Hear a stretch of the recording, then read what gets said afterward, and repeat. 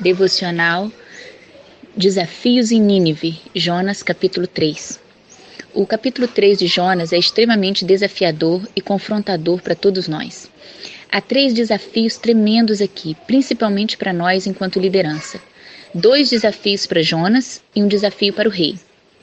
O primeiro desafio, que é para Jonas, é pregue em Nínive. Jonas era um profeta extremamente nacionalista. Ele sonhava com Israel como uma grande potência. Nínive era uma grande cidade, a capital da Assíria. Os assírios eram inimigos de Israel. Eram extremamente violentos, principalmente com relação aos conquistados. Uma grande potência que estava avançando e ampliando seu poderio. Não estavam nem aí para Deus. Eram pagãos. Nínive representava para Jonas a ameaça, a dor, o povo que tinha tudo para destruir seus sonhos nacionalistas.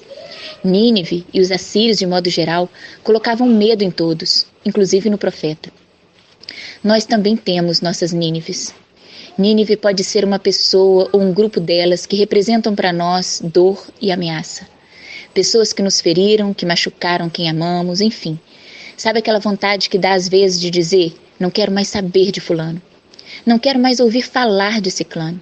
Pois é, sabe qual a orientação de Deus para nós? Pregue em Nínive. Pregue em Nínive. Semeie a palavra de Deus nesse lugar, para essa pessoa. Como tenho aprendido em Deus, Ele não nos chamou para andarmos feridos. Deus nos chamou para andarmos mortos, gente. Se a gente ainda se fere é porque a gente ainda não morreu. Nós precisamos morrer, crucificar o nosso eu e deixar que verdadeiramente Cristo viva em nós e se manifeste através de nós. Vamos pregar aqui, ali, em Nínive e em qualquer outro lugar, a tempo e fora de tempo. Esse é o nosso chamado, esse é o nosso desafio. O segundo desafio que eu vejo nesse capítulo, que também foi um desafio direcionado a Jonas, é proclame o que Deus mandou. Nada menos que isso, nada mais que isso.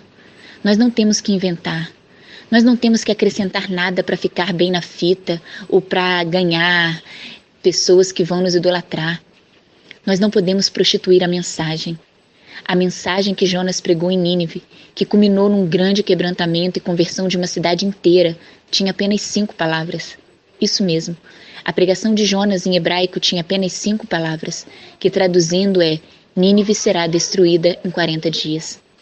Sejamos fiéis ao que Deus tem colocado em nossas bocas para proclamar. Que a gente pregue exatamente o que Deus mandou. Nada menos, nada mais. O terceiro desafio desse capítulo foi um desafio direcionado para o rei. E o desafio é, tire o manto e ponha o saco. Esse foi o desafio do rei, do líder daquela nação. Quando o rei soube do que Deus estava falando por meio do profeta, ele se levantou do trono. A Bíblia diz que ele tirou o manto real e se vestiu de pano de saco, exatamente como todos os outros. A Bíblia registra que do maior ao menor, todos estavam assim, com panos de saco, em sinal de humilhação e arrependimento. A postura do governante de Nínive fala muito forte a nós como liderança. Existem muitos líderes que não querem se levantar de seus tronos. Acham que liderar bem é ficar sentado no trono emitindo ordens para outros cumprirem. Nós precisamos aprender com esse líder pagão, que quando recebeu a mensagem de condenação, levantou-se do trono, arregaçou as mangas, foi para o meio do povo com pano de saco, clamar junto. Queridos, porque quando o assunto é pecado, não há um justo sequer sobre a terra. Nós temos que aprender com Jesus, que esvaziou-se de si mesmo e tomando a forma de homem, se humilhou até a morte e morte de cruz.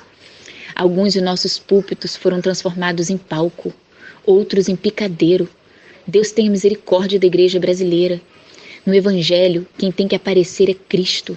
Ele é o centro. Agora, além de se levantar do trono, o rei foi além. Ele tirou o manto real também. Porque de nada adianta, querido, ficar desfilando no meio do povo. Ninguém é melhor do que ninguém. Cada um considera os outros superiores a si mesmo. No Evangelho não há espaço para preferidos. Em Cristo não há judeu, nem gentio, nem escravo, nem livre. Todos são iguais. Quem busca aplauso e glória pessoal, quem quer desfilar de manto real no meio do povo, vai sofrer a condenação de Deus depois. Que Jesus seja o nosso exemplo de liderança servil e humilde. Que a gente tire o manto e coloque o pano de saco. Que o pecado nos traga dor, pranto, humilhação diante de Deus. e que ao ler esse capítulo, nós também sejamos desafiados a essas 3 coisas: pregar em Nínive, proclamar somente o que Deus mandou e tirar o manto e colocar o pano de saco. Sejamos obedientes para pregar em Nínive, sejamos fiéis para proclamar somente o que Deus mandar e sejamos humildes para nos vestirmos de pano de saco e nos humilharmos diante de Deus. Ele certamente terá misericórdia de nós e seremos transformados, quebrantados e avivados, como na experiência narrada pelo profeta. Que Deus te abençoe.